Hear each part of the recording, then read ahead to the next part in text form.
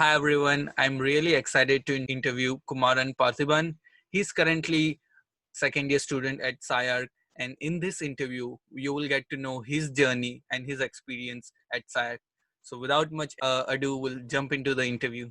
Hi Kumaran. Hi. So can you talk about how was your journey till date and how the culture affected you in your philosophy? So I was born and brought up in Chennai, and that's where I spent most of my life. Like I grew up, I didn't live in any other city. The first time I moved was during fourth year of undergrad when I had to do my internship. So I moved to Bangalore for 6 months to intern in Cadence Architects in Bangalore. But before that, I only grew up in Chennai. So yeah, I guess in sort of like the culture, I think most of it was like from my school because I studied in the same school for like 14 years, or yeah, 14 years, right from kindergarten to like 12th grade. So everything was like from that school. And I think there was a great like balance to like academics and extracurricular activities that the school taught me. So yeah, there was always like an interest to do other things apart from just studying, like your regular subjects. So I was into drawing and painting, and I did music. I was into sports. I was really bad at sports, but I still did sports because I loved playing with my friends. So yeah, the art side of it and design side of it started picking up. And then somehow drawing became design when around like ninth grade, there was this career counseling that they did through our school. So they were telling me all the possible options that I had with me based off of my skill and my interests. And my parents also like played a huge role in it. Like they always made sure that I was doing something apart from school, and I was always engaged in doing other things. So yeah, I think that's when like around ninth grade I knew that I was going to do architecture because I was into design, like all those stuff. And then I met someone called Solomon Sir. He's very famous in like South India. He trains like architecture students and for all the entrance exams. And then I trained with him for all the entrance exams and design in general. And then that's how I chose architecture. Yeah. Mm-hmm. And where did you pursue your undergrad? It was in Miyasi Academy of Architecture in Chennai. Okay. And what are one or two incidents that had a huge impact in shaping your philosophy from your undergraduate experience? I think more than incidents, I would say like people. Solomon Sir was one of it. Like he was like sort of the person to guide me towards like choosing architecture and the institution and what I would do and how I can like sort of very from not being an adult or like being a school kid to just like having talent and not knowing what to do with it, and sort of like focusing it onto like something that's more serious and how you can nurture it. It was all like done by him. So he was like the first, I think, first crucial and influential person in my like career. And then the next person would be Zaha. It's kind of funny. It's like the big elephant in the room that no one addresses because we live in a time with internet and social media and all of that. And at least as like kids, like we all like grow up with it. I still feel like there's like there's some sort of negative attitude towards like the internet and all of that people see it as another thing, that adults see it as another thing. But for me, it was like very seamless. So I used to always learn from YouTube and Instagram, and I have lots of stories of how my life changed because of things like that. So for me, like learning about Zaha like through Instagram and like through YouTube and the internet in general like changed everything. Like I learned more things and I was more inspired like watching Zaha do like lectures and videos on YouTube than like sitting in my school doing like conventional boxes. So yeah, I think those two people are the most influential in my philosophy for architecture. Mm-hmm. And why did you choose SCI-Arc for masters? So I was in my undergrad. Again, this goes back to the internet and the whole YouTube and all that story. So in third year of undergrad, I was into a lot of Instagram, and that's how I discovered SCI-Arc, because SCI-Arc is super active on Instagram. And I used to stay up all night, watch the reviews. And it's very interesting because SCI-Arc back then used to post live reviews, and 2 o'clock in India and night would be 2 in the afternoon here. So it's like, it works out perfect. It's like the exact opposite, like 12 hours like behind. So I used to stay up watching all the reviews. I really like the way how they question design, because it's speculative design. It's not actually like conventional design. So you don't, and I was really interested in that part of like design, because that's where like all the creativity comes in. It's more creative and it's more problem seeking than problem solving. So I like that aspect towards like architectural thinking, which is what made me choose SCI-Arc. Like I was following SCI-Arc for like 3 years. Then I followed all the YouTube channel and all their Instagram posts. And so even when I applied for my visa and I got into the SCI-Arc, I knew that I applied to very few schools for graduate studies. AA was one of it, SCI-Arc was another one. So when the minute I got SCI-Arc, I knew I was going to get into SCI-Arc. Yeah. It was funny because my visa interview, the officer in the thing asked me how I got to know about SCI-Arc, and I said it was through Instagram, and she actually laughed. And she was like, okay. It's funny, but that's how we function these days. Interesting. And how does a typical day in your life look like? It's a very funny question because I don't know when my day starts and when it ends. I don't sleep very much, which is a very big problem, I think, in the whole architecture community. But I am like one of like a great example of a person who doesn't sleep. I am always awake. Like anyone who messages me from India, from here, like I'm always awake. So I don't know, like it depends on the day, I think. On a typical day, like right now, like let's just say the day begins at 12 a.m., right? I'm already awake. I'm not sleeping. So I keep working all night. These days, I do sleep. I'm trying to catch up on sleep. So I sleep at 9 p.m. in the night, and I try to wake up at 2 a.m. because no one's going to disturb me at that time. So I wake up at 2 a.m. or 3 a.m. if I sleep at 9 or 10. And then I work the whole day. And then, yeah, and then I have Zoom meetings that start around 8 o'clock in the morning. A bunch of Zoom meetings for like thesis, for just my friends, and like catching up and lots of stuff. So there's lots of Zoom meetings from almost like 8 a.m. till like close to 4 or 6 in the evening. So there's lots of just working in like Zoom. And then I take some time off. And the only time I actually take off is like when I eat the 3 courses. That one I eat at like 2 a.m. when I wake up. I shower and I get ready for my day. Like that's a 1 hour ritual that I do every day. That's the only thing that keeps me focused. So yeah. So my breakfast is sort of at 2 a.m. Lunch, I would say, is around like regular breakfast time, and then dinner is like at 4 p.m. or 6 whenever I'm next I feel hungry. Yeah, it's funny. That's how my day is. But it's most of the time I just spend my time in front of the computer. So it's all in front of the computer. I see. And is it mostly doing work for your studios or courses, or sometimes you do like read books or other software learning?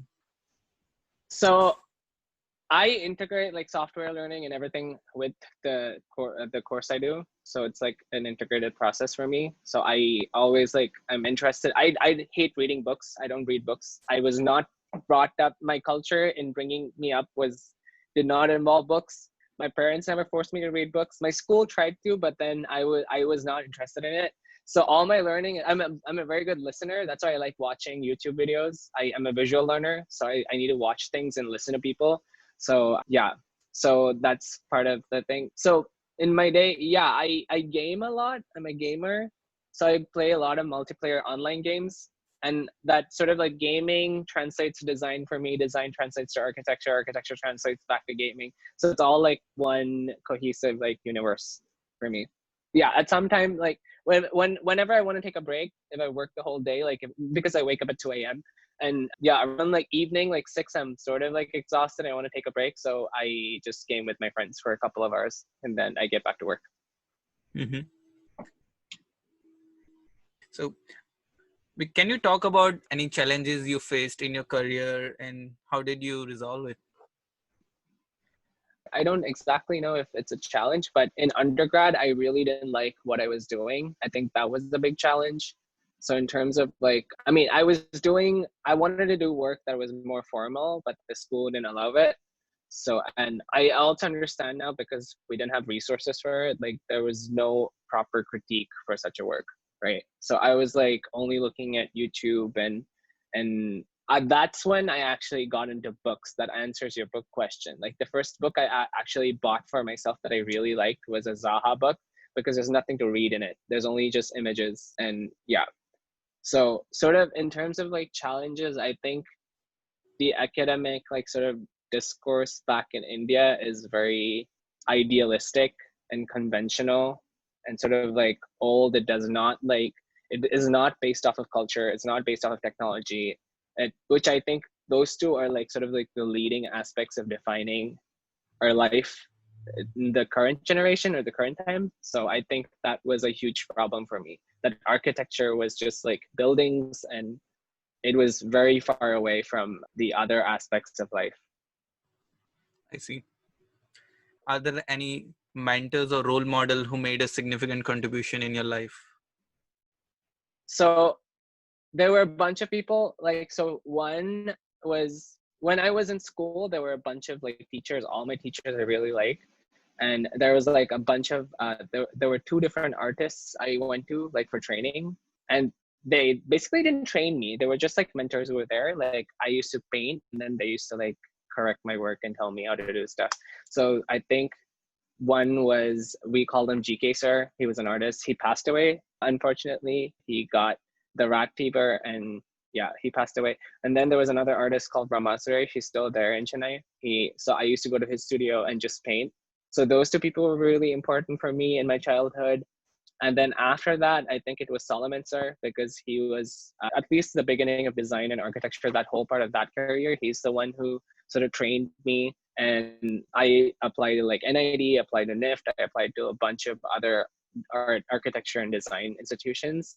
And when I got into like all of them, and he still told me to choose architecture because that was like sort of, once you do architecture, you can do anything else. At least that's how it works in India. Like if you do architecture, you can do whatever you want, like fashion or urban design afterwards and post graduation. So I went into architecture, and during architecture, I had a bunch of, I think, faculty in Miyasi, my undergrad school, who helped me. And the biggest one of them all, like outside Miyasi, was Zaha. I think the philosophy that had her whole storyline, the work she did, were very close to like sort of me and like how I wanted to do design. So that was very intriguing for me. And right now at SCI-Arc, I think I like all my instructors at SCI-Arc. They're all like very nice because SCI-Arc is sort of like a global institution and everyone comes from a different part of the world and they all have their own like culture and difference. So I think in ways of thinking, in ways of how we do the work and in the studio, it shows like a lot. So I like all of them. I've been with the director of SCI-Arc in his studio, Hernan Diaz Alonso. I like him a lot. Peter Testa is another one of them. And Devin Weiser, both of them are partners. They have Testa Weiser studio. And then there's Elena Manfredini. She's the graduate program chair. She's one of my biggest role models in SCI-Arc. I used to follow her work even before I joined SCI-Arc. And then I was in her studio in SCI-Arc. I worked for her for an internship. And right now she's my thesis advisor. So yeah, the biggest one would be Elena from SCI-Arc. Mm-hmm. And I'm curious to know, so you have been following SCI-Arc in your undergrad on Instagram, and the day when you joined the school, what was like expectation versus reality moment, or any shocks you got? I don't have much of expectations. I don't carry expectations when I go into school. I just knew that I was very open towards like new experiences. So I knew it was going to be like, the minute I landed in US, like I had like 1 week before I did SCI-Arc. So it was a little bit of culture shock for me because I was always growing in Chennai and I had international friends because I met them when I was traveling, or I met them during like cultural exchange through school, or even like gaming. I play multiplayer online games, so I had so many international friends because of that. Like I would just meet people from Australia, meet people from US and everywhere. So I had international friends, but I never had lived in another place. So for me, like in terms of like adapting to that new city and the culture, it took me some time. Like it actually took me just a week. I was very comfortable with the US because like to get a house here, and even like the leasing process of like getting myself like in the city and like, you know, like getting my card and paying the electricity and getting the house, the keys, and there were procedures that made me super comfortable with the city like very quickly. It made me roam around the city like the first 3 days, which was really hectic, but I loved it. and I learned a lot. And then in SCI-Arc, I had no expectations when I went in, and I was just open. And then I met some great people, and the work was amazing. I just love the studio culture at SCI-Arc. It's always open. It's 24/7. There's so many things going on, and there's a lot of production value. So you can always like see stuff, and you can ask people, and they'll answer you. So that aspect of SCI-Arc I really liked. Yeah, I remember like I saw a few stories of yours like near some like midterm or end term studio. It was 2 Yeah, a.m. or 4 a.m. and like everyone was working in the studio. Yeah. yeah, Okay. My next question is, can you run us through the curriculum of SciArc? yeah. So SCI-Arc, it so the first SCI-Arc M.Arch 2, the course that I do, the first year you don't have any control of it. They teach you basics of speculative design, all the skills and all that. And so it starts with IDD, which is an intense like 1.5 week workshop, design workshop. And they teach you Maya, ZBrush, anything that a conventional architecture school won't teach you, because Maya and ZBrush is not considered very architectural software. It's like animation and modeling software. So yeah, so we learned that, and then they teach us to render in Arnold for Maya.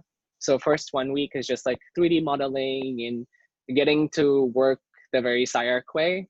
And then after that, the first semester is called 2GAX, and then the next semester is called 2GBX, which is basically the first year, the fall and the spring.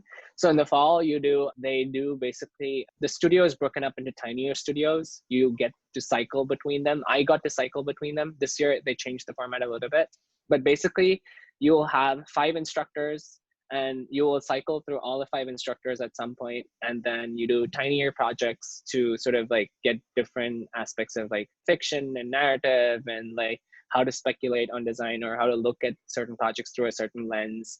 And then that's studio, and that's Monday, Wednesday, Friday. And then we have 4 seminar subjects. One is called tectonics, architectural tectonics, which is more like our construction drawings back in India and technical stuff.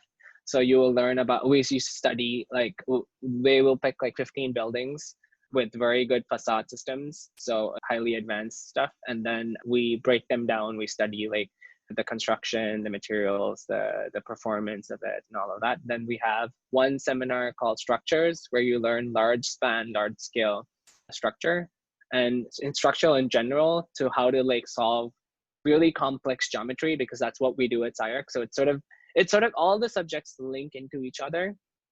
So what you do in studio is sort of like what you would do in structures to like sort of solve it. And then tectonics will help you like think about all the projects and all the things you design, and how you could like innovate within like creating all these complexities that we do in design. And then we have history theory. It's everything in history theory is almost like, it's not like regular conventional architectural history theory. You don't learn about Renaissance or like the Gothic architecture or whatever. Like we start from the internet and the digital face of architecture. So maybe the 90s, of where like internet was first, like they started the computational design in Columbia and AA and all of that stuff. So the discourse like sort of starts from there, and then we talk about everyday things. History is also as much as like what happened yesterday, or what happened on log, what did they publish, what did Sucker Punch publish, or what is this architect saying about this, and all that argument. So yeah, it's very contemporary, and it's very linked to what's happening right now. So that's why I loved history, because then they put it to you in like bite-sized pieces of like theories of how you can like understand all of this. And then it continues on to like 2GBX, where 2GBX is more of the actual linking part of what is contemporary, and how is that like arrived from the previous like postmodernism, futurism, and all that stuff. So that is what you do in history theory in 2GBX. And then the studio is, again, you get this time one studio that you get allotted. So I got allotted Elena Manfredini, and we were studying about materials and stuff. So every studio has its own like agenda, and they're like very small set of students. Like it's only 12 students per instructor, and you do everything in teams. Everything at SCI-Arc is in teams. Studio is in teams of 2. Tectonics and bigger like technical subjects are larger teams. Like tectonics is teams of 5 or 4, and then history is solo, structures is solo, and then yeah, so in 2GBX, we have that. And then we have something called architectural services or systems, which is all the green energy, sustainability, all that stuff. And then there is extra seminars for earthquake resistant architecture and all of that, because California is prone to earthquakes. And if you want to get the licensing in California, you need to like have done that course. So we have that. Then right from the second year, it's free for all. You can do whatever you want. Like studios or vertical studios, seminars are all the stuff that you choose. There are some allotted things. Like for history, we have like 4 choices, and you can choose who you want to choose to do history with. So we had Sanford Quinter for history, Walid Beshti, who's an artist. So he does like that sort of architecture. And then we have Marika, and then we have Trummer. Trummer does like more urban stuff, and Marika does contemporary discrete. And she keeps changing her discourse. So there's all of that. And then for verticals, the choices again keeps changing every semester. So you get to choose whichever instructor you want. So if you want to do like actual buildings, you could choose an instructor who does buildings. If you want to do like something more like with robotics, then you could choose someone else. So there's a lot of choices in like what you choose, because SCI-Arc is like has that variety of like work in it. And yeah, that's when students actually get all the freedom. And then there is something called design development, which is like very critical for our graduation sort of a thing, which is basically we take well, at least here in the US, we have like one stage between like concept design and then construction drawings, which is design development, where you develop the design and like make it more architectural. So that phase is what we learn as a huge team. So we pick one project that we've already designed. One team has designed a really nice project from 2GBX, the studio, and we take a chunk of it and then we design it in absolute detail, like fires, like we do simulations, we do structure, we do all the architectural services that would come into it. So all of that. And that is a huge subject, and that takes up a lot of time, and that's a team of 10. Then again, in the 4th semester, we have thesis prep. You start to prepare for your thesis for the last semester, which is in the summer, which is what I'm doing right now. And then you have another vertical studio and lots of seminars. So you can choose whatever you want. There are like history theory seminars. There are like 4 departments. One is like design studio. Apart from that, there's visual study courses, which is all about like how you create visuals and like all the technical tools and stuff like that. Then there is history theory, and then there's liberal arts, which is a lot of philosophy and stuff like that. And then there is applied studies. So applied studies is for anyone who's looking at more close to buildings and actually doing stuff like architectural things, conventional architectural things. Then applied studies courses, you have like more stuff in it. Yeah, that's basically SCI-Arc's curriculum. I see. Thanks a lot for the comprehensive sharing of each course-wise deliverables. I would like to know, like, what was your output of each studio or mini studios which you just said? What did you produce? So it changes from studio to studio. We usually do drawings as our final presentation. And then there's also like a technology aspect towards it. So you would have like an AR or a VR or a mixed reality. And usually you do that in the visual studies course. In the first year, you have 2 visual studies course, one in 2GAX and one in 2GBX. So both of that like have most of the technical software learning part of it. And so the first one I did lots of videos. So I was into animation and modeling and all of that. And then in the second semester at SCI-Arc and 2GBX, I did an AR component. So we made an actual model and it was trackable, and there were like buttons and you can push, and it was an interactive digital library. So I did an AR of it where you could like touch different panels, and then it'll open up information for you, and you could like sort of customize your content. And then back in the 3rd semester, I did more animation and we worked with robotics. So like a lot of robot arms. And then we filmed, most of it was for filming. So we filmed like projections and drawings and like videos out of that. And then we were studying object to object, object to camera, like sort of like relationships and stuff like that, and like creating a brand. So we were trying to build a building out of existing assets. And so the final output was models, drawings, animations. It's always at SCI-Arc, there's a huge like model component to it. We love production, so there's always a drawing component to it. There's a model component to it, and then there's some other aspect. So that some other like usually changes from studio to studio. And then in my fourth semester, I was with Hernan, and that one we did only animations. It was called Not Making Architecture. So we said no to discourse. We said no to anything that you would do normally in architecture, like no drawings, no sections, no plans, no nothing. So we started off with completely concepts that were like several degrees away from architecture. So some of the concepts were like, my concept was magic, and someone chose protest, someone chose like acupuncture, and things that are very absurd and surreal that no one usually experiments in architecture. That was our goal, to experiment with those. And then the primary mode of like sort of representation in that one was all videos. So we did like an immersive video where we had like three TVs together, and then we projected we had like one long clip playing. So all the jury like sit in between the screens, so you sort of get a wide angle view. For the finals, we're supposed to do like a full circle of TVs with everyone sitting inside it, but COVID-19 happened, so everything was through Zoom.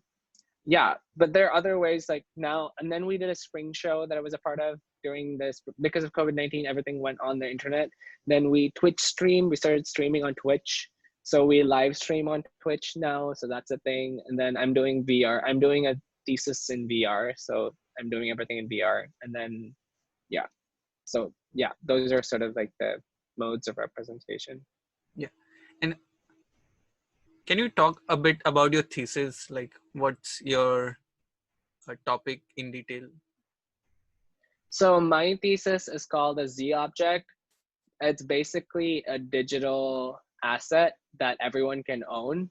So I am talking, which represents the zeitgeist of Gen Z, which is sort of like right now in Gen Z, one of internet technology, media, and things like that. So I see the physical, like whatever we have outside in architecture, as like a physical construct. We built it. There was nothing in the world. There was only nature. So we built this construct.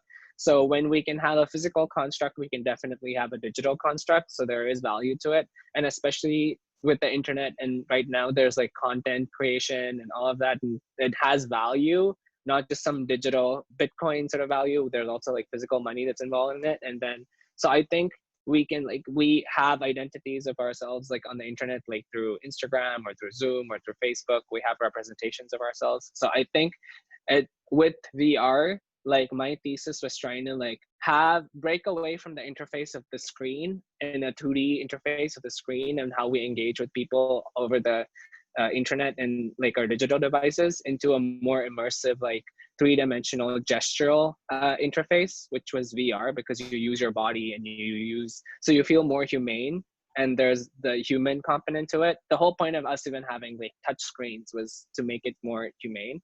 But I think like with VR, it's going to a completely different level. So my thesis was about creating these objects that are scaleless, that you can own as a possession, as like an object of curiosity, or you could like scale it up and then inhabit the same thing as a space. So I'm exploring like gestural design and sort of like painting in digital space and creating like content. And so as an architect, I would design these Z objects for people, and which is basically the shell or the environment. And then the people can bring in their own assets into it, like their property.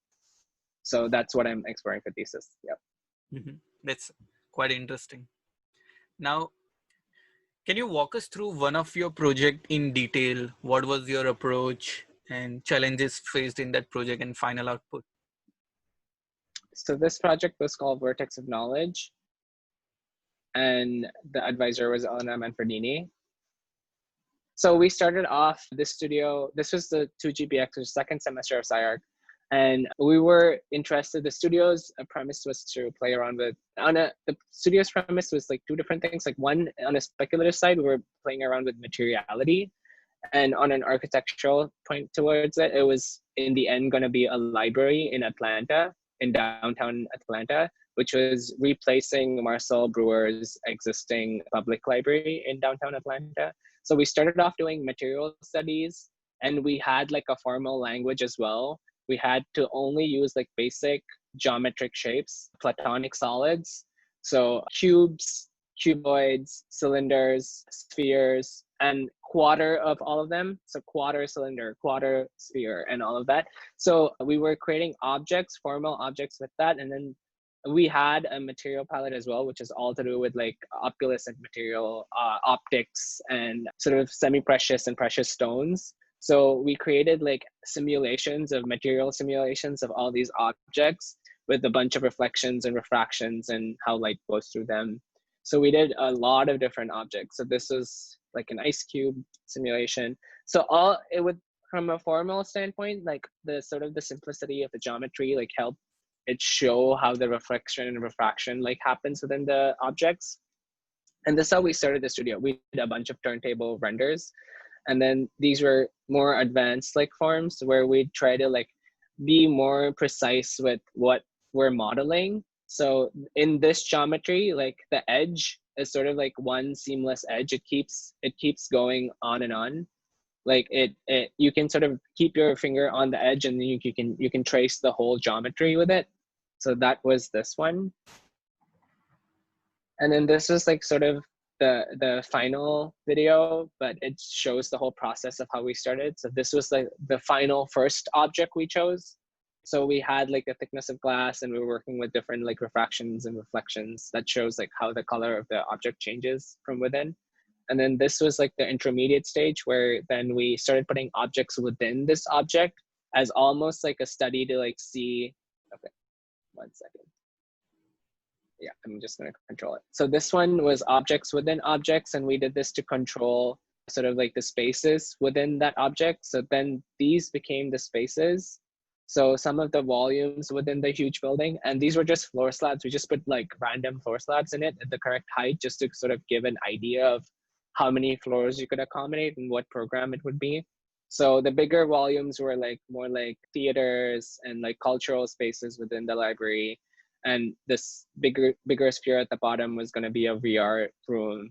And then some of it were exhibition spaces. And all the regular floor slabs were where you would have the archiving, like the books and seating spaces and stuff like that. Then on the left, you see, so yeah, I'm just going to play this video. So this one, so this was during midterms when we had the slabs. And then we were still working on like how we can make this stand. And then we had the whole object. So that was on the site. And then we had this huge hole, which was to bring in more light into the library, because there's always this thing about like a library and the lighting inside the library. So that's sort of even the premise of having the whole thing as glass helped with it. So this is like the final design, where like all the spaces, there are open spaces. There's like a huge seating like staircase, and then there's like a Spanish stair, and then there was like more closed spaces. So there's a huge double storied like auditorium. There are more closed exhibition halls, and then though even like the in terms of like scale, like this is all like massive scale, and like this golden rings were all like part of the materiality, and it became like the structure for the building. So the whole thing was a bunch of solids which were held together by 2 vertical cores that were slightly inclined, and then the rings like sort of like reinforced the structure and the geometry of the building. It was like an exoskeleton almost. And then so that was exoskeleton. And then you have like huge mullions on the exterior of the building that comes after this. You'll see, so the mullions and like the glass together like creates it as an optical object. So all the spaces, and it was inclined on the site, so it could like create like sheltered exterior spaces that people can then use within the urban fabric, because it was like a dense thing. And this was on site. Yeah, these were, and this is our final model. This was a model we made, which was 3D printed, laser cut, and we filmed it in the robot lab with the robots. So everything was simulated by the robot. Yeah, this is in detail shot. And then, so these were some of like the mood boards and the renders that we did to simulate the materiality. And this was like on the right side, it was a tinier version of the same model we did for midterm, which was all out of like frosted glass and casting sort of resin. So within that, on the right top side, you'll see like a piece, like almost like a soap looking piece inside, which is all like cast resin. And this was the AR component to the project. So this, whatever you see inside like architecture worlds, design events, were all like tabs that you could like almost click on the internet, but on the building. So if someone used their phone or like AR glasses in the future, like they could like sort of interact with the huge vortex that was there. So this was like the vortex of knowledge. So people would like click on it and then you could like explore whatever you want. So the things, so this was considered as a digital library. So part of the rooms were all like empty. There was nothing. It was just like blank spaces that would then have content on it based off of what you choose from the screen. So there's a self-curated aspect to it towards learning when you go to a library. So this was that when you would choose what you want to learn on, and then you would select it on the outside. And then when you go on the inside, the spaces would be self-curated to those content. And then these were like the drawings and exploded axon to like show how the spaces inside work. That was like our model without the exterior shell, and then a plan. These were some of the renders we did. Yeah, that's the model. Yeah, that's basically that project. Amazing, great job. Thank you. Can you share like what were the tools and fabrication techniques used in this project? So to model, we did everything on Rhino. We didn't use any fancy modeling software. We didn't use Maya. We didn't use ZBrush. We only used Rhino because of the geometry and the formal aspect of it. And to render stuff and simulate materiality, we did like Keyshot. So Keyshot is really nice with its glass sort of material. So especially when I'm working with glasses, I like to do it on Keyshot because it does it really fast. So to render all the turntables, everything was done on Keyshot. Then we use Unity as the gaming engine because when you do AR and VR stuff, it's all like in gaming engines. So there's only two options. There's Unreal Engine or there's Unity, and we used Unity because we were using Unity for some of the other seminars that we were using, and we've already worked with many like Unity. We had done so many projects in Unity that were AR related. So this was AR, so we did it on Unity. And I built an app on the phone so everyone could like sort of like see that working. And we also used the robot lab. So in terms of like the model filming, there was like 3 robot arms. One was showing light on the model, one was filming it, and one was actually turning the model the base. So you could get that all 3 like working at the same time. And it's more precise than us just doing it by hand with a stabilizer even. So we used a robot lab for filming. And in terms of making the model, we worked the tinier model that I showed. So that was out of resin. It was out of acrylic. We 3D printed some parts. We heat bent the acrylic to get the curvature. And then most of the parts were laser cut. So we laser cut them and then heat bent them. And we had a mold underneath to heat bend it. So we just had like a huge mold and then we would heat on top of it. And for the final model, it was the same thing. It was like all the rims were like 3D printed, and then we spray painted them. We usually 3D print, sand it, and then spackle it, again sand it, and then spray paint it. And then we use like stickers. So all the stickers were laser cut and then stuck on top of like 3D prints. So it's all precise and it's exactly mapped. So it's all unfolded like surfaces. So that's how the whole model was made. It was all like modeled on Rhino. Some of it was 3D printed, some of it was laser cut and then heat bent, and then we stuck it all together with glue. I see. So for the theory courses you talked about, what are some textbooks which are recommended? So theory courses, we don't exactly have textbooks. That's the funny part, because in architecture theory, I mean, we have Log, which is a magazine, which I would suggest everyone to like look at because it's great. And the editor, like editing on that magazine is amazing. So everyone should read Log. But apart from that, most of our stuff are all from like passages from certain books. It's like very small readings. So we don't exactly have textbooks. All of it is like from some archive, and it's like a PDF or it's like some link. So there wasn't exactly, I don't have any textbooks. So there's no textbooks at all. There's no like, this is the one source of your knowledge. Everything was like a multiple of like, even for a single day, we would have like 5 or 6 links or 5 or 6 different PDFs. It'd be like some links in articles on the internet, some would be a PDF, some would be videos somewhere else, some will be just pictures. So it's like a combination of all of it. It's not like a book. So yeah, there's not many textbooks that we actually had at SCI-Arc. I see. And who's your favorite professor? I think you. I sort of mentioned it. My favorite one would be Elena Manfredini from SCI-Arc. I also like Peter Testa, Devin Weiser, Hernan, because I worked with them and I really like all their ideology. So yeah, Elena for sure, because one, I think we have the same aesthetic sense. Like SCI-Arc is so driven by the aesthetic, and everyone in SCI-Arc sort of agrees to it. And I think SCI-Arc is also, I mean, people join SCI-Arc for this one reason. It's for the aesthetic. But then within SCI-Arc, like the aesthetics is almost like a given. So we don't even talk about the aesthetics that much, I would say, because it's given for sure. And it's 100% taken that you would do a good looking project. So we focus on other things, the sort of like the tools and the methodologies, and just the way of like learning within SCI-Arc automatically trains you to do a good looking project. So it looks good looking no matter what. So we don't even talk about it.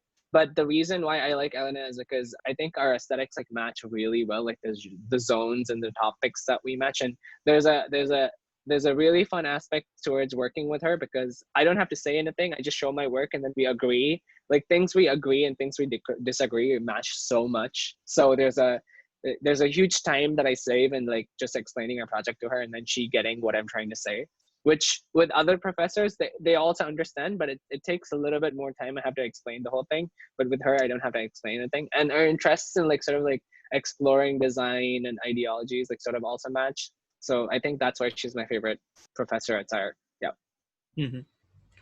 And what are some upcoming projects you're working on? I know you mentioned like you were working on thesis.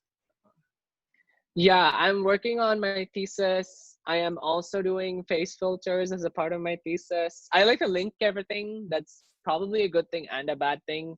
So I link all the projects I do. So sort of I am working with face filters. So I am doing face filters. I'm working on a VR experience. So that is also getting translated into my thesis. I am scanning a lot of different objects with scanners, and I love photogrammetry. So I do it with my phone. I use a bunch of other softwares. There's like Agisoft for scanning, which is, it gives every scan does like, it scans the 3D objects, but then it scans it in a particular way. So there's the output is very different. So there are two apps on the phone that does it really well. One was Displayland that just recently got discontinued. There's another thing called Capture, which is only for the iPhones, unfortunately, but I have an iPhone. So it basically uses the front facing camera's unlocking technology that Apple has, which has a dot projector to read the three dimensions of your face. So it sort of like uses that to like scan objects. So you can scan objects with it. And so I use that one, and yeah, I've been scanning stuff, making face filters. So my thesis is the biggest project right now. I was also making avatars. So I'm making, I like this whole identity issue in architecture and like having multiple identities. So I was trying to make an avatar. Yeah, I made one for the spring show of SCI-Arc. Spring show is a huge fundraiser at SCI-Arc, and they get like sort of most of the funds that they raise for SCI-Arc is through the spring show. And that's where they show off, like they showcase like all the work from SCI-Arc in the previous semester, so of the past year. And this year it was all on the internet, and it was streamed on Twitch because of COVID-19. So we had to have a virtual procession, and I modeled and animated, rigged a bunch of like dancers. So I was creating like avatars for dancers, like props and costumes that was off of like SCI-Arc projects, and one of it was my own project. So yeah, that's all I'm working on right now. Mm-hmm. And I'm also teaching. So I do teach. I taught at SCI-Arc for 1 year. I was a teaching assistant for 1 year. So I also do a bunch of lectures back in Chennai. So recently I did like 2 lectures. So yeah, teaching and working on all of this. That's what I'm doing. I see. Which subject are you teaching? So it's just general design. I do lectures. If I'm doing lectures, it's usually my work, because everyone's like, there's so much I've done, like so much of what I've done like has changed in the last 2 years, especially after I joined SCI-Arc, and everyone's interested in that part of it. So everyone's always asking me to like do a presentation on my work from SCI-Arc. And it's intriguing because it's many of this is not conventional architecture, and everyone wants to know how this is architecture. So that's the reason why they want me to present the work, which is sort of nice. And I like that people are curious to know how it is architecture, and there's this whole other aspect of architecture that is not being explored in other schools. So it's that. But apart from that, if I'm teaching, like, so in SCI-Arc, what I was teaching, the IDD, the first thing I taught was almost 1 year ago, like same this time, which is IDD, which is the first thing that students get into, that 1 week program that I was talking about. So they have teaching assistants. They have 4 teaching assistants every year who do it along with 2 other professors. So I was one of those teaching assistants. And then that is mostly the technical aspect of how you work with Maya and ZBrush and all of that, because the software is very intimidating when you open it. It's not easy. It has it's like walking into the pilot's cockpit and then you have a bunch of buttons and not knowing what to do with it. So as teaching assistants, we have to like be there for the students and teach them how to like use the softwares and how you can work efficiently and sort of like maneuver in different workflows that are possible with it, the potential of the software itself. And then the second semester after that, I was doing visual studies, which is again a technical course, which is all about like learning other softwares and to create visuals and how you can like theorize it and use it in your design studios. So we were learning fabrication techniques. So we were using the robot lab to do a lot of filming and fabrication of panels that were then sort of like, what do I say, very radially symmetric. So they would tile in an interesting way, but then it would only tile formally, but the texture wouldn't. So it created like all these weird like sort of textures when you map the whole thing together and you film it while it's moving. And then we were also doing a lot of videos and projections and sort of just playing around with digital tools. And then after that semester, the recent semester, I was teaching Design Studio, which is 2GBX, with Elena again. So she was the studio instructor and I was her TA. I was also the TA for 4 other instructors of the same studio.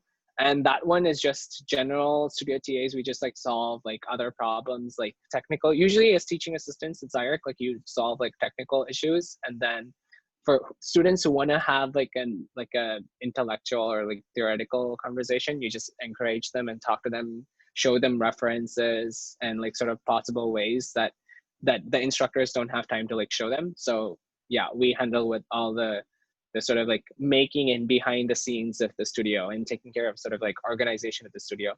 Yeah. Mm-hmm. Can you also share what are other master's program related to architecture at SCI-Arc? So SCI-Arc has graduate and postgraduate. So the graduate, they only have 2 programs. One is M.Arch 1 and one is M.Arch 2. Unlike India, where you have to do architecture to do any other design, here in the US, you can do whatever you want, whenever you want. So M.Arch 1 is for all the others degrees and like courses of people like from different things who come into architecture. So it's 3 years, M.Arch 1, and it's the same Masters of Architecture. And then M.Arch 2 is Masters of Architecture again, but only for architecture students. So that's 2 years. So what I'm doing is M.Arch 2. So there are those 2 courses for Masters of Architecture, which is more comprehensive. And then there are 1-year courses, which are all like postgraduate degree courses, which SCI-Arc calls EDGE, the EDGE degrees. So in that we have fiction and entertainment, which is not very architecture, but it's more into film and media. And then we have architecture technologies, which is all about technology. So they work a lot with the robot lab. They work a lot with artificial intelligence. I worked with artificial intelligence for the beginning part of my thesis and for sort of other classes. And so there's that one within architecture technologies.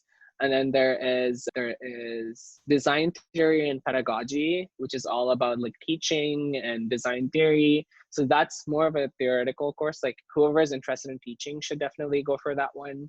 And then I'm missing one more. And then we have Design of Cities. Design of Cities is an urban design course. It's right now being taught by Tom Main. So it's a really good studio to choose because everyone directly gets to work with Tom Main. They go to his office and he critiques them. We are soon going to get one more program, which is called Landscape, or we might have one in landscape and one in fashion, but that's still in the process of making it. It's behind the scenes and we don't know when it's going to come out, but it's going to come out sometime soon. So for anyone who's interested in like a 1-year program, definitely architecture technologies. It's sort of like the closest to what we do in M.Arch 1 and M.Arch 2. And then if you're interested in teaching, then it's design theory and pedagogy. If you're into urban design, then you would go into landscape and the design of cities. But yeah, apart from that, if anyone's, because it's California and LA and there's Hollywood and media and there's a huge thing towards that, we'd also do fiction and entertainment, and we have amazing like faculties for that. Liam Young like leads it, and yeah, so anyone who's interested in sort of game design, animation, fiction narrative, all of that, you should go to that course. Yeah, it's all 1-year courses. Mm-hmm.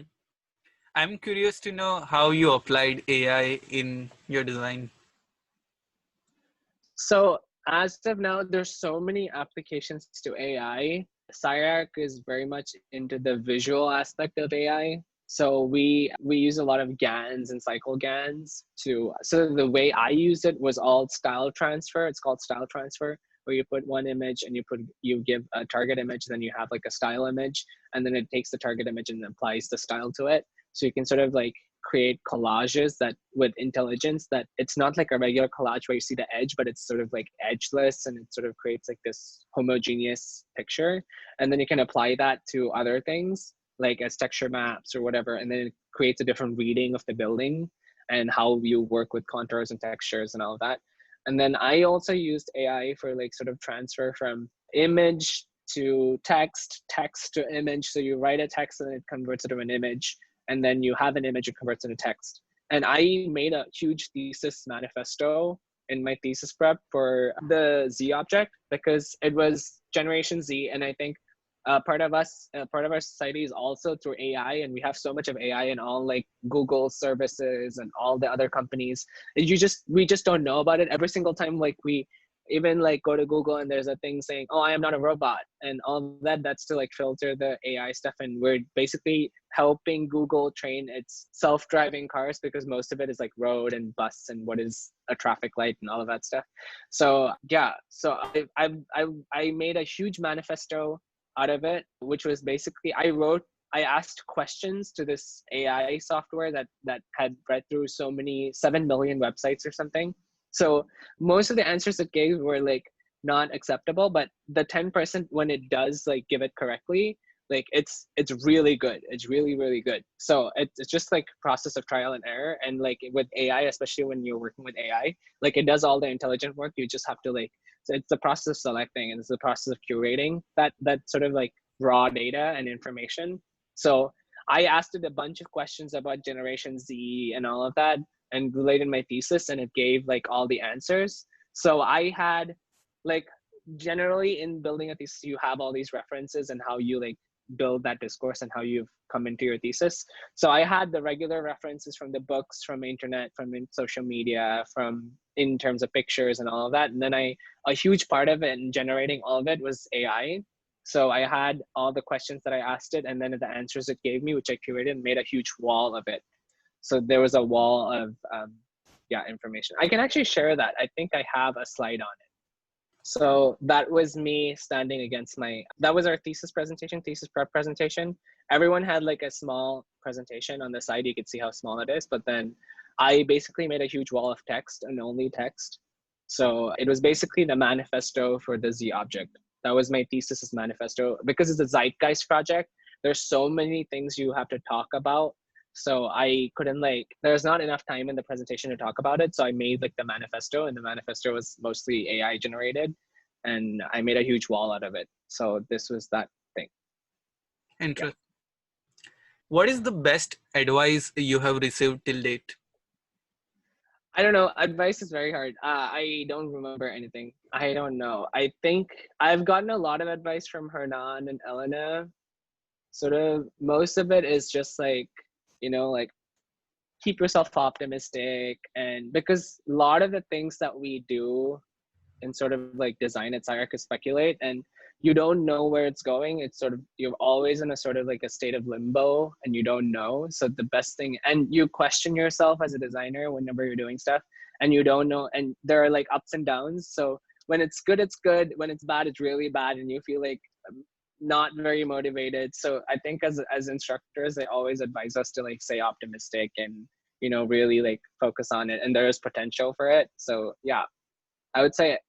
And Hernan said something about architecture being of optimism, which I completely agree with him. So I think that's the advice I would give everyone as well. So that's the only advice that I really liked. Yeah.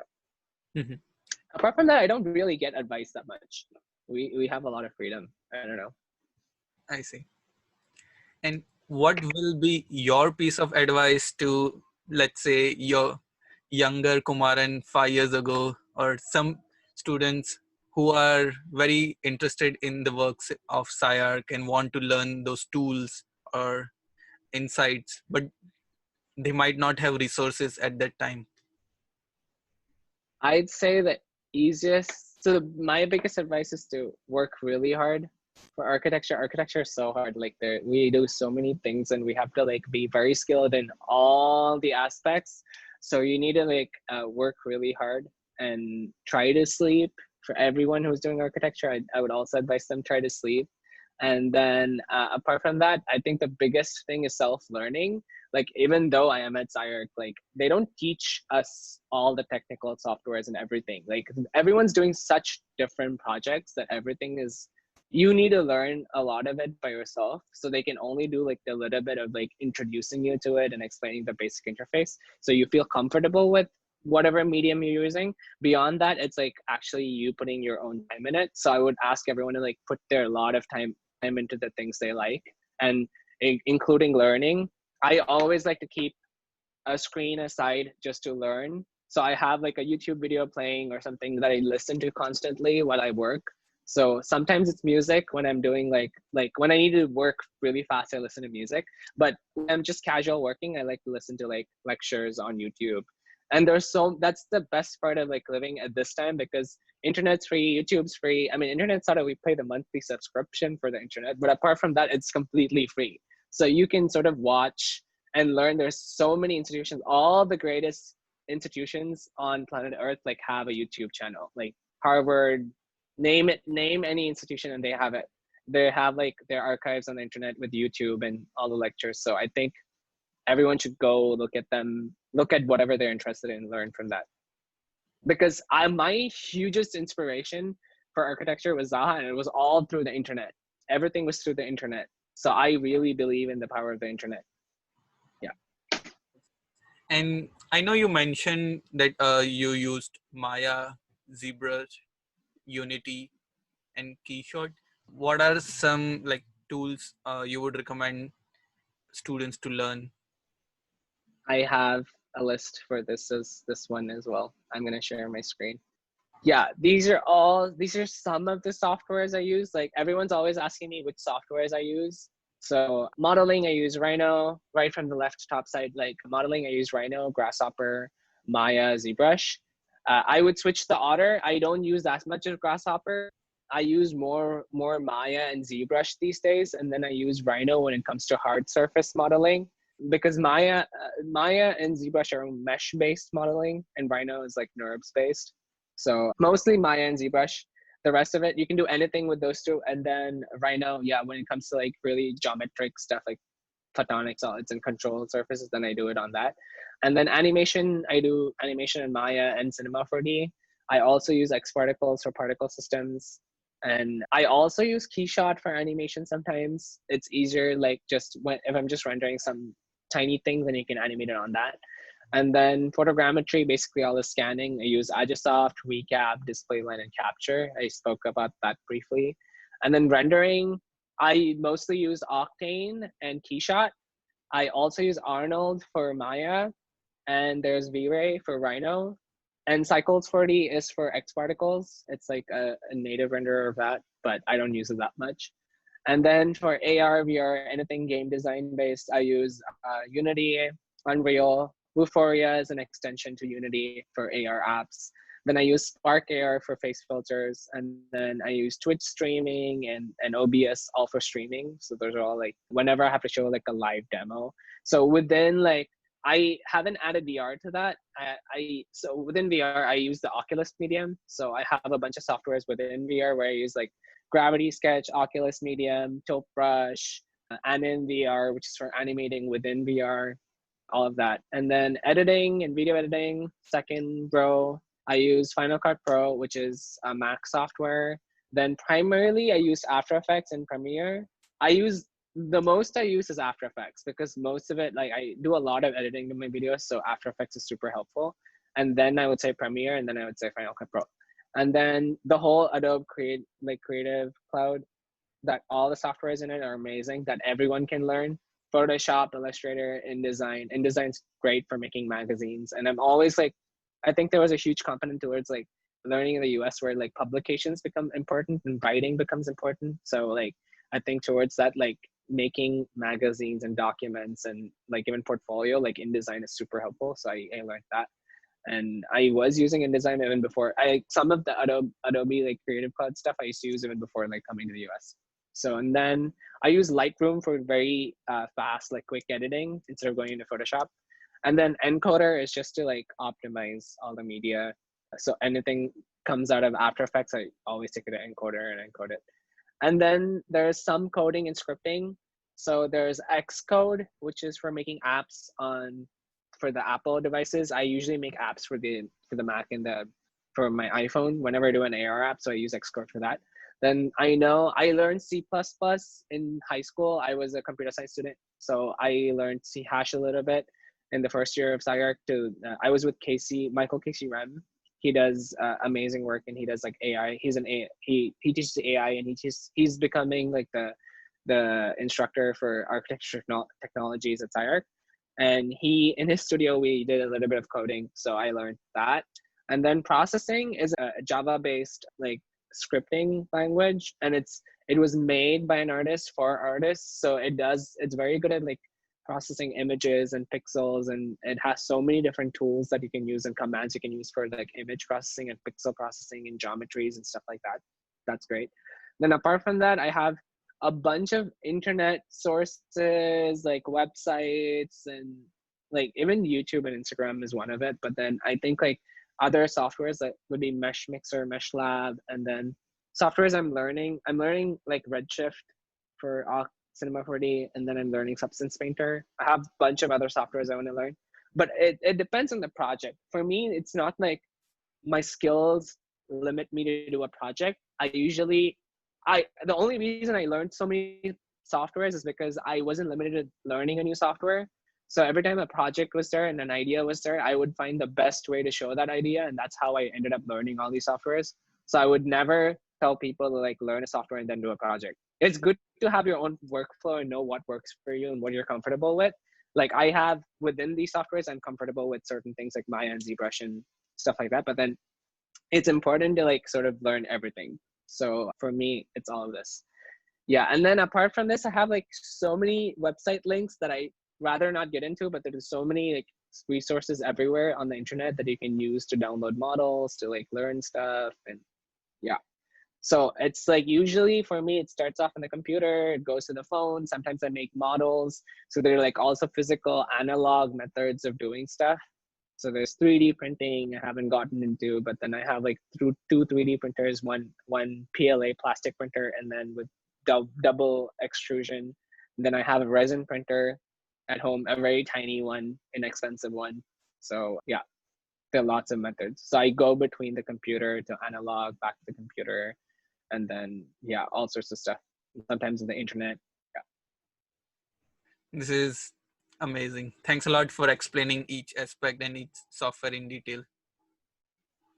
And I'm curious to know what do you look for inspirations like on internet or magazines? What are some artists whose work you find quite interesting? So I think on internet okay, so on YouTube I follow all the institutions, like basically all the architecture institutions. So whenever they have like a lecture or the presentation or they live stream it, these days they're all the Zoom calls, some of them are like open for people to like just view. Like I think last week or 1.5 weeks before Bartlett had reviews, so I was sitting in on those reviews and just watching what the students are doing, because they invite like jurors from other institutions, and it's like a great platform for you to see what they're thinking of and what that school is working on, what the students are interested in. And because like once you leave school, like you're on your own, you get to do whatever you want. There's no institution to limit you to say this is what you're going to do, this is what your thing is. But so sort of I learned from YouTube. And then on Instagram I follow a bunch of artists, bunch of like processes, I think like technical people who make things, lots of architects. So it's like architecture, design, animation, VR, gaming. So for me, like gaming is also a huge inspiration. Like I only play games that have like great visual content in it. And I play League of Legends, and for me, they are a huge inspiration because that's a company. It's owned by Riot Games, and they're super open towards like their creative processes behind the stage, and they show how they create their content. There's a huge storyline. Everything's like it's not just like a game and a character, and there's a backstory to the game, to the character, and everything's like they make a whole universe out of it. So I like the depth of like thought they put into that design of that world. So I like world creation, so I sort of like followed them, and I play the game, so I have like a emotional connect with the characters and the environment, the game. And when you can see all the creative things that they do with the music, with the art department, with all the events they host, and that is super inspiring for me. So I follow all these people on different platforms. And then I also talk a lot with my friends, so conversations, I think that is also helpful, so that is inspiring for me. Yeah, it's like all over the place. It's mostly the internet and Instagram and gaming. Mhm. And what kind of job profile you are looking to work in future? Definitely architecture. I want to be an architect. So I know like especially after SCI-Arc, there's like so much scope into like getting into media or like Hollywood or like something else. It's like you can do other things like because we learned to animate and we can do CGI. I know how to do CGI. I know how to do VFX in the media industry. But I definitely want to do architecture because I want to use these tools for in architecture. And I want to teach, so I want to be a speculative designer. So I am looking mostly for a teaching position and like sort of working for someone, and like the balance between like working in an office and working on projects was just like teaching. And I definitely don't want all of them to be like building projects. I would love to do exhibitions. So I want to work on building projects, but also work on other like sort of speculative projects. And yeah, that's sort of the balance I'm looking for. Mhm. And lastly, how can our listeners follow you and your work? So I am working on a website. I don't have it yet, but the primary mode of like following me is always through Instagram. So I'm very, very active on Instagram. So you can follow me at kumsi10,000 at Gmail. I mean at Instagram. So yeah, that kumsi10,000, which is KUMSI 140s. That's on Instagram. Yeah. I post all my work on Instagram. That's that's where I like that's where I should have like follow my friends and everything's that's like the hub for me right now because it's easier and it's super fast. So I just spend like a little minute, like few minutes, like looking through other people's posts, and then I post my stuff and then I just leave. So I like the fastness of Instagram, and it also has chat, so you can also message people on it. And I usually, and because I'm so connected to Instagram, I answer people faster on Instagram than through other mediums. I think the next fastest would be like WhatsApp or email. But other people who know me, like even instructors of SCI-Arc, like message me on Instagram. We're not bound to like just, always emails or always something. Like some instructors I Instagram, and some instructors I send emails. If it's very formal and official, then it's through email, but otherwise it's mostly through Instagram. Yeah, I think that's a fun part of being in SCI-Arc. Like it's very informal, and we don't really care about like that, that difference between student and teacher, and everyone's there to learn. And it has great studio culture. I think now with even and I think like SCI-Arc also adapted really, really well to this whole COVID situation. Like we were like finding opportunities to do new things, and we were very excited with this whole pandemic because now we're forced to think differently, and it's working out really nice for us because we are doing like other cool things that everyone's like, how are you doing this and what are you doing? Everyone wants to know what is up with us. Mhm. Yeah. Okay. I think that's it. I really appreciate your time for this, and it was a pleasure knowing your journey, sharing your projects, deeply inspired by your work. Thanks a lot. Thank you. Bye. Bye. Have a nice day. You too.